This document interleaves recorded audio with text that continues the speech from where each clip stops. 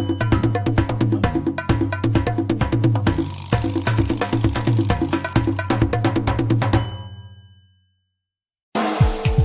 listening to the Ballroom Network. The following program is intended for all audiences. Welcome to the South Burbs Hitmen podcast with your hosts, Joe Mandel, Steven Zimmerman, and Vinny Parisi. We're bringing you the White Sox coverage you need from the perspective of true Southsiders. Grab your Kaminsky dog with an ice cold beer and meet us in section 155. Everyone get on your feet for your South Burbs Hitmen. That ball hit deep. Way back. You can put it on the board. Yes. Jimenez in the air. Left field. He's your hero tonight. Thanks, Cubs. Over the head of Jenks. Uribe charges throws. Out! And the White Sox have won the World Series. Alexei! Yes! Yes! Yes! Yes! Yes! History! A perfect game by Mark Burley, and what an unbelievable play by 21. First pitch starts now.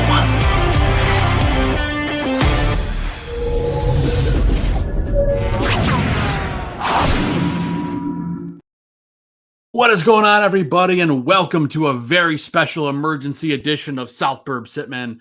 I'm one of your hosts, Joe Mandel, and I'm joined by the amazing Mike North to talk about one of the most shocking news stories in the last many, many years for the Chicago White Sox. Mike, Rick Hahn, and Kenny Williams finally get the axe today. What's your immediate reaction, Mike? Well, Joe, first, it's great to be on. Great to have this platform on. And there's other people going to be jumping on and stuff like that down the line about this because people that are devoted to the White Sox. I've been a fan since I was like 7 years old, okay? I've been a fan for like 63, 64 years. I've never seen a more poorly run organization. I should take that back as far as baseball goes. Worst evaluation of talent I've seen was the last 4 years. I wanted Kenny Williams. I said this on North to North. Just check it out, NORTH, number 2 NORTH. I'm on Twitter. I'll be on probably after I'm off this show to know what I do. Because I grew up loving these teams, reading the back of cereal boxes, reading all the columns, going to the games, going to day games when I was still like in high school, just cutting school and stuff like that. So I'm very happy that Kenny Williams is finally gone. He should have been gone 7, 8, 9 years ago that he was allowed to stay. I'm trying to get my chair right here. Hold on. Am I right there? Mike, I can center it. Here we go. There you go. Center me in. Will you, Joe? Would you pay attention for God's sake? You're the producer. I got to move around. I got you. Yeah.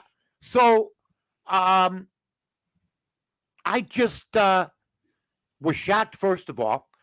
But the first half of the press release sounds like we apologize for letting you go. We're sorry it didn't work out. It does. Here, for reference, I can pull it up for everybody real quick. And look at it. This is a difficult decision. Why? Why is it a difficult decision to let go of one guy who won one championship in all the years, even before he became the general manager of the Chicago White Sox? And why is it a difficult decision who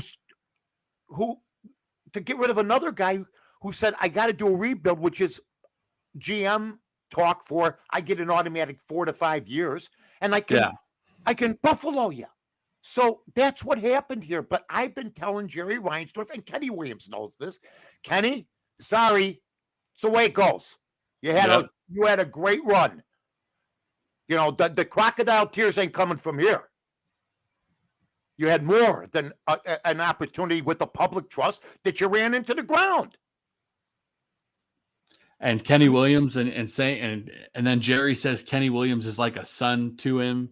That's the point. That's the problem. That's why I saw somebody say on Twitter, consequences. Wait a minute. The person who tweeted that Figure it out for yourself, folks. Never laid a hand on Kenny Williams. He usually beat up Pedro or other people. Okay? Give me a break. Consequences. You should have put at the end of consequences, finally. Finally. Don't come now and flex your muscles to me. Oh, it's just amazing to me, Mike, that they underperformed as much as they did the last, 2 seasons, really. I mean, before that, even the playoff early exit was pretty underperforming. But then you have last year, and then it's like they keep giving this guy a leash. I know they came out and said yesterday in one of the reports that it was his last year on Rick Hahn's contract. But then now you see Brian Cashman in New York. He's getting the heat now after 1 year. But Joe, you're missing the point. Everybody thought it was Rick Hahn because the media, the Sox got the media on their thumb. Mm-hmm. We read the White Sox, who covers the White Sox. Pretty good writers, but no stones. Then you have the announcers. They're the greatest ever. No, they're not. White Sox fans are most of the problem. I listen to Vince Scully, for God's sake, and I got to hear Jason Benetti is the greatest announcer that ever lived, for God's sake. They just print everything the White Sox says. They don't put any heat on them. When I was on the radio full time, and they're lucky I'm not now, but I wouldn't last. There were consequences, and there wasn't. Finally, it happened. Whether it was public relations, somebody screwing up, whether it was signing of Candy Maldonado, whether it was the wayward managerial hires of Bevington and Ventura, Tom Trebelhorn. I've been around the block 88 times. I don't need anybody who's afraid to say what they feel. Yep, and it kind of felt like the beginning of the end. Come and tell me about consequences. Yep, and there has been no consequences for a long time. And That's why. Look, I know the guy's a good guy. He's laughable. That was laughable. Consequences. There's been none. That's why we're in the mess we're in. Yep, and part of the problem. And it was kind of the beginning of the end, Mike, because you see the last couple of weeks, there was the Keenan Middleton stuff about how the culture on the White Sox was a disaster. And Terrible. Then Rick Hahn deflected that with some, BS. Look Rick Hahn, look him up in the dictionary. Just look him up. Ordinary. Not a good judge of talent. Not good with public relations. Doesn't know how to answer questions. Has helped, along with Kenny Williams. And this was my point. I forever ran them together. Kenny Williams has always run the Chicago White Sox. Always. Right. Rick Hahn couldn't take a dump without Kenny's permission. So we still have White Sox fans. Millions of them that think because the media lies to them, and they think Kenny Williams has no voice. That's an insult to Kenny Williams. But the fact that he's like a son to him. Yeah, puppet master. You put your own nepotism, basically, because your other son had voice in this, no doubt, Michael. You go to him for advice over a public trust like the Chicago White Sox and run it aground. Period. It's been run aground. It's the worst I've seen it in all my life. And that's where I was going to go with this next, Mike, is they came out today. Jerry came out today and said he's going to fill this by the end of the season. They're going to fill it. It looks like they're going to try to fill it internally. That's cool. So first off, that's a terrible thought. But if you look internally, Mike, there's really only 2 candidates you could look at. Mm-hmm. You're probably looking at Chris Getz and then Jim Thome being involved, maybe in the front office portion somehow. Curious your thoughts there, Mike. Obviously not great to hire from within. It isn't, but if that's what we're going to have to do to get rid of the regime, and let me just say this about the White Sox people over there. 75% of you are the greatest people around. Okay, and I haven't seen some of you for a long time.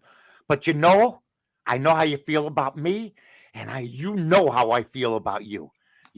Because a lot of you people, you got shirts that are over 30 years old that you wore in that place. Okay? So don't play the game with me. I remember I got a message from one of them when I retired. Congratulations on the career. Great career. Guess what? When I came back, I never got no message back. Like, it's good to have you back. Because I didn't play this nonsense. The day I would have been on the White Sox every year for the last, I would have never believed in the rebuild. That was the shame of the media that believes Justin Fields is going to be great, that believed the Chicago Cubs, the 2016 Cubs were going to win 3, 4, 5 championships. Do you know where I'm going with this? It's like a wholesale sell job that they did. And now that deals are in jeopardy, and now that the South Side, because of the lack of law and order, has become a place you never want to own a business in, for the most part, not all, but for the most part. Nice areas, but a lot of bad areas. And it's getting worse all over. What do you want to do? Now you need us to maybe find you a new home. So what do you got to do? You got to make changes, because you can't go into anybody and say, I want this, I want that. And who's running your organization? Well, the same guy's been running it into the ground the last 10, 15, 20 years. And it's going to make it hard for free agents, Mike, because you're going to see this culture and you're going to see no one running the ship. They know already, though, Joe. They know this is bad. You don't think they talk in baseball? You don't think that the White Sox, you don't think that some of our players who got traded at trade deadline, you don't think Giolito is talking? You don't you don't think Chris Sale talked when he got traded to Boston for Johan Moncada and Kopech, and people thought it was a good deal? They thought it was a hose job, Mike. That was the lowest point, I think, of the White Sox fan base in history, and it's not gotten better. Sorry, folks. You thought getting 4 players that maybe one might be decent could equal Chris Sale. And I don't care. Won Boston a World Series. Absolutely. So there's been missteps along the way, from managerial hires to gutting the minor league system. I know the baseball business in and out. I'll tell you this right now. If Reinsdorf would have hired me as his GM in 2000, we would have won more than one World Series. Period. I would have never signed Grandal. That was one of the worst contracts ever. I told everybody Grandal was the worst catcher you could have. He had 2 other shots at number 1, and then he lost it. Yeah, but he's a good framer. You know who wrote he's a good framer? Mm-hmm. The print media, who never even watched him, hardly. Yep. They just listened to the White Sox PR department. Okay? So, we got to get smart, folks. Yeah, Mike, I got to ask you. You tweeted out earlier. I got to ask you for a little clarification. You said that Jerry makes this move because he's embarrassed. Talk a little bit about that. I've sat in the skybox with Jerry Reinsdorf a couple times. He wants the Sox to win, but he lets his people do the job. And I was in a similar situation. I had a softball team that won the Nationals twice. And I let them, because I took it. It was the old lettuce team. And it became licorice. And I won. I just let them do the thing. But there was a time I should have stepped in here and there. And we might have had a better run. If he had to fire Kenny Williams, his son, you know how bad it had to be? And plus the bucks stop coming in. The advertising budgets and everything else stop happening. That becomes maybe not only maybe a son, but maybe a distant son. Okay, because he believed, I think, what Hahn sold him. I believe that Jerry Reinsdorf believed what Rick Hahn sold him. So, for sure.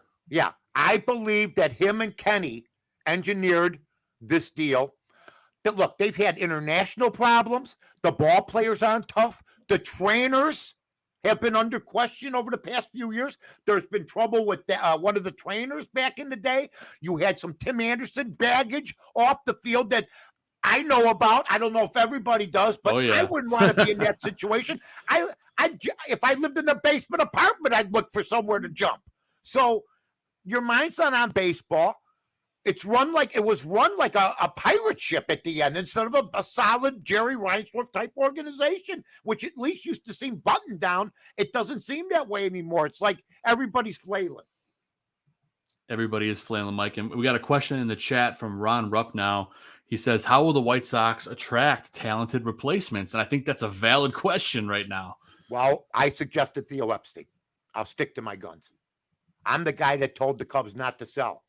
I was right. And now they're fighting for a pennant. You got to know baseball talent, and you got to know executive talent. Theo Epstein revives the Cubs, gets them a World Series. He's in the commissioner's office. He won in Boston. I don't want to hear Billy Beane. I don't get the movie. I never have seen the movie. I don't watch movies about people that don't win the brass ring eventually, for the most part.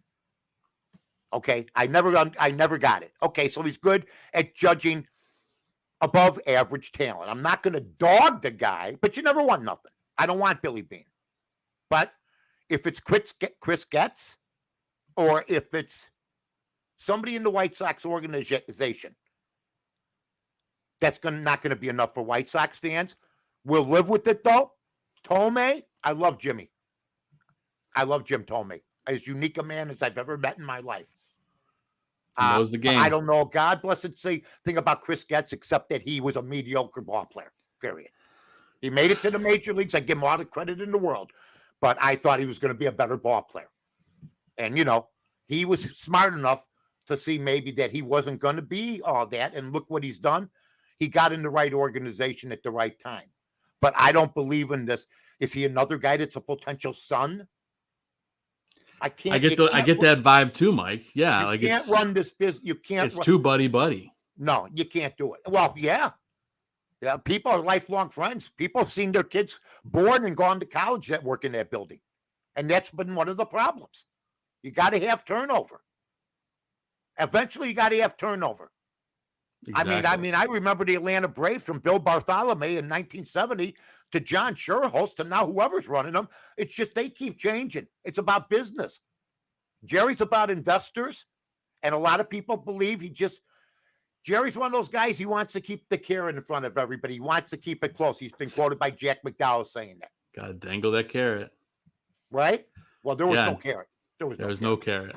No. And real quick, you mentioned Billy Beane. Sydney in the chat says people forget with that young core of talent, Oakland never won a single playoff series. Right. I'm tired of the Billy Beane stuff. I was tired of it the first time I heard his name. I go, who? They go, Billy Beane. I go, he played for who? Didn't he play for San Diego? They go, that's a different guy. This is Billy Beane because he took some guys and there's a movie coming out. I go, what did they win? You know what Oakland 8 teams I remember?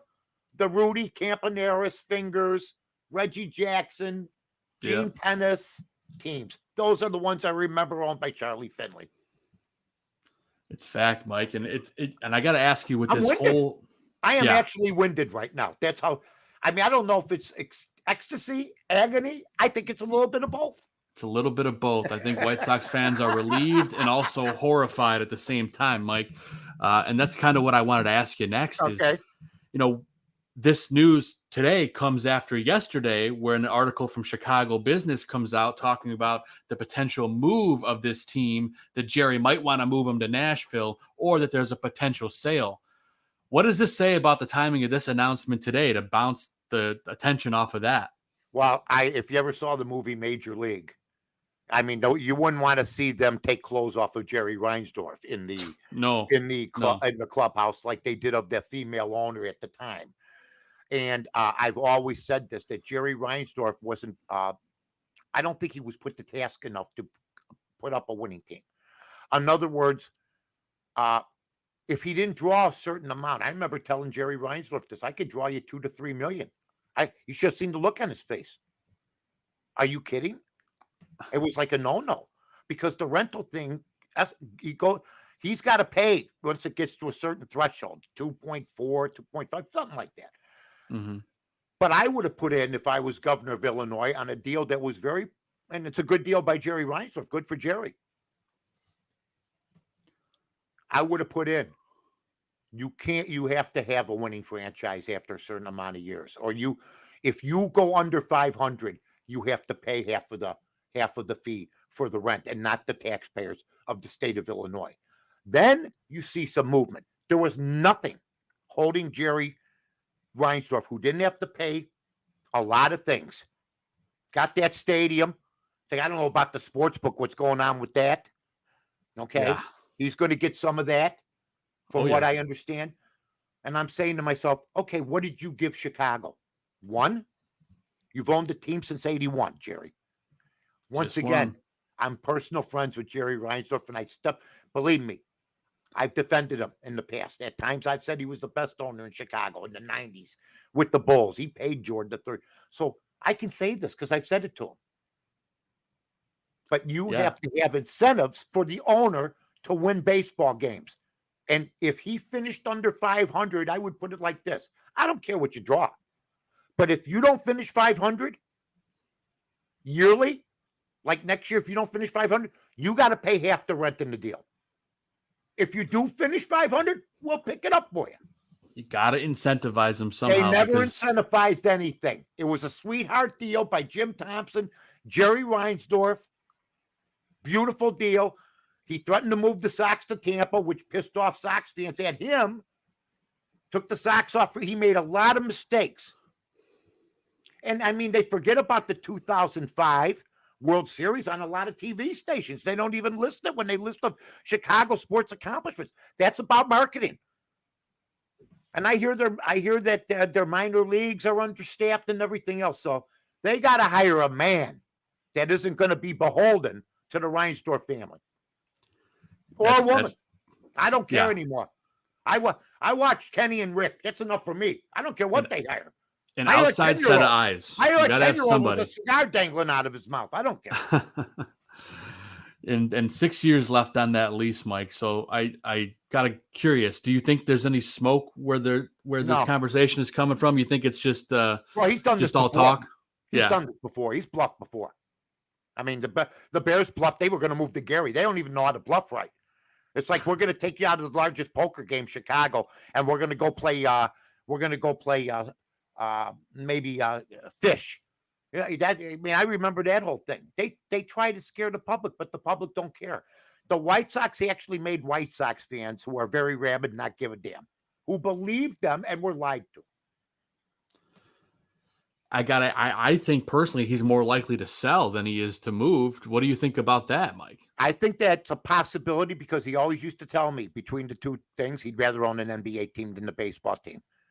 A lot of money spent, a lot of time spent, a lot of intangible parts. It's being an NBA, owning an NBA team seems so much easier to me than having single A ball, double A ball, triple A ball, affiliates, stadium, TV deals.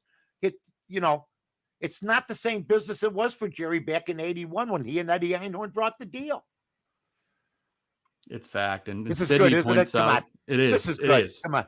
Are you kidding me? It's good stuff for the White Sox. And, obviously it's a little scary, but, this team has to go somewhere. And I think they're getting to the point now where, Mike. Well, the Cubs. Look what the Cubs did to him, Joe. The Cubs make them look so bad. Like a mom-pop operation, which they are compared to the Cubs. I mean, I used to always argue. The Sox got rid of a corner bar called Jimbo's. I used to go in there. Oh, okay? I love Jimbo's back in the day, Mike. That was the big deal. Instead of building a little neighborhood of bars like by the railroad tracks there. Yep, the viaduct over there. I used to say it all the time. Build up the street, okay? Oh, no, we're going to keep everything in the stadium, and we had nothing to do with them, Jimbo's and this and that. I go, you need businesses around. They never listened to me. They wanted all their business. Oh, come to our palace and eat inside. Like, or tailgate on our tarred parking lot that they still don't have even parking figured out there since they've been there. I know a guy, and he's listening, that he took his son to the opener every year since he was a little kid. Well, he had to miss a few years. He took his son to the White Sox game. He was in the parking lot. And by the end of the the whole journey. He ended up by McCormick Place taking a shuttle bus. Oh. You know what I'm saying? The parking is even screwed up. They just have not paid attention to detail. They have not, and it's an even bigger cluster now, Mike, because they're cashless, so you have to pay in advance. It's just it's a bit of a dumpster fire anytime. Well, you know game. what? It's almost seems like it was done intentionally. Oh, sure. But they saved all the money for their investors with the prospects, and somebody just put up NBC Chicago. NBC Chicago is a Sox propaganda network, just like Marquee with the Cubs. But when they want let's show Gavin Sheets in the minors. I know some of the people there are fine people, but it's Jerry Reinsdorf's station, so I'm not worried about the future of White Sox telecasts. Mm-hmm. But they have partners they got to please, and apparently this year enough was enough. Yeah, and Michael in the chat says, "Can you be our general manager, Mike?" I offered myself to Jerry. I said, Jerry, tomorrow I'll take over. We'll put together a winning organization. People will be held accountable. There won't be nobody cutting up uniforms in the clubhouse. We won't trade guys like Chris Sale for people that never stepped on a major league diamond. You have to get a veteran or an active player back with those prospects.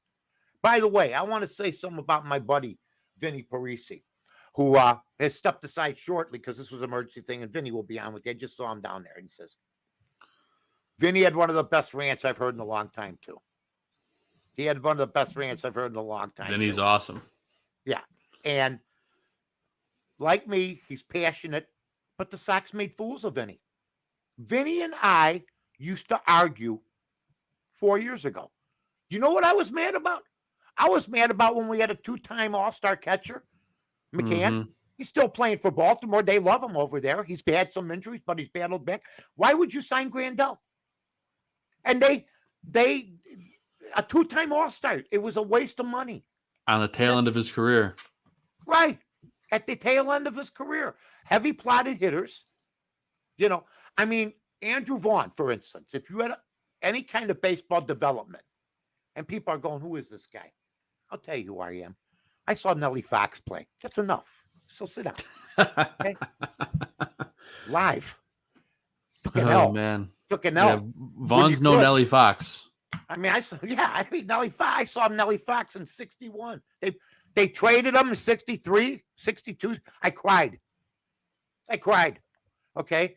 So I've been around the block. Look, you gotta make a good hire as a GM to attract free agents. Then as a billionaire, Jerry Reinsdorf has a responsibility to quit looking like the little guy to Tom Ricketts. The Cubs, like I said, the Cubs built a whole new neighborhood. That's and if you ask George Hoffman, Jesse Rogers, anybody, a lot of us used to preach, build bars and restaurants around the area, and they never pushed it.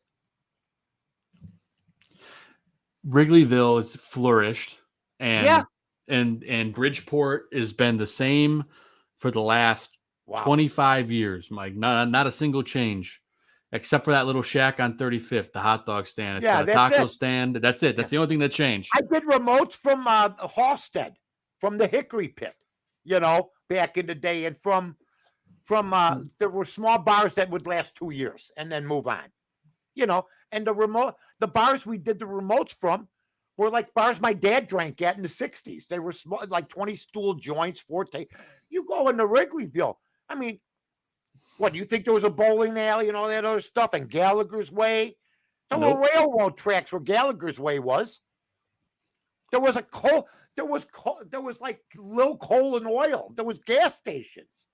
Oh, I think in 15 years, Wrigleyville has gone from arguably a dump. You could say it was a dump 15 years ago, kind of, to now. But back then, compared to what it was in the 60s, it was a ghetto. Yeah. In the 70s.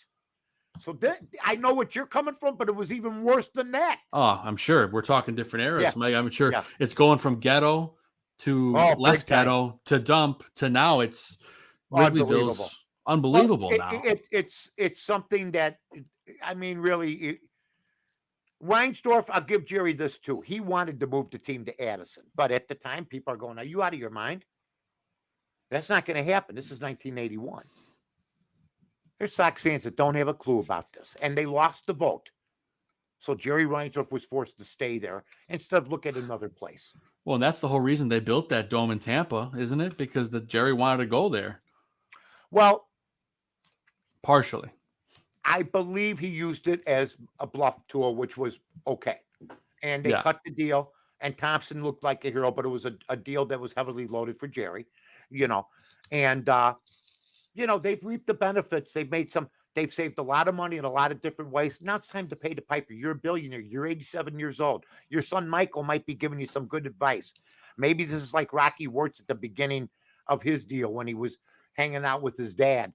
Right. Maybe this is good to get another voice. But it's just a big day. We'll see what happens with the hires. I say you got to hire outside. I sure hope so, Mike. Yeah. Because this White Sox team. I'll tell you what, I'm winded. I got the windburn in my face. If anybody's got any questions, throw them out there because I got to get the hell out of here. It's almost past my bedtime. No, it's all good, Mike. We had to get on to a quick reaction because this is some big news. We'll see what the White Sox do. I know White Sox fans across Twitter and the internet are very excited. So we'll see what's more next. Shocked than excited, huh? Shocked is definitely one word to describe it, Mike. I wasn't ready. Think I'd see it. But if there was going to be a time where Jerry Reinsdorf even said, "Oh, Mamma Mia," that's it. That is it. But Mike, I can't thank you enough for reacting quickly with me. As always, you can tell catch those Mike. two guys that you work with. I love those two guys. Oh yeah. What's the other guy's name? Zim and Vinny. Love Zim and Vinny.